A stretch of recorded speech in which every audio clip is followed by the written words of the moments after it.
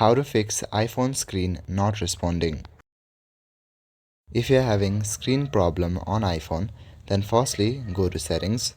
In settings, scroll down and look for the option General and click on it. Inside General, select the first option, Software Update. Check for any kind of software updates that may be available for your device. Make sure that your software is updated to the latest version.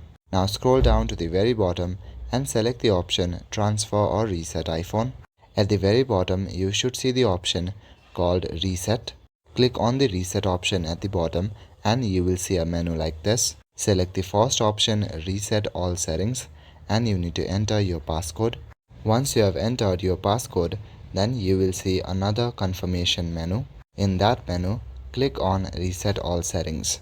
When you do this, then all your settings will get reset. Once this is done, then give your device a quick restart. After restarting, your problem should be fixed. If the issue is still not fixed and you're facing problem, visit the nearest Apple store.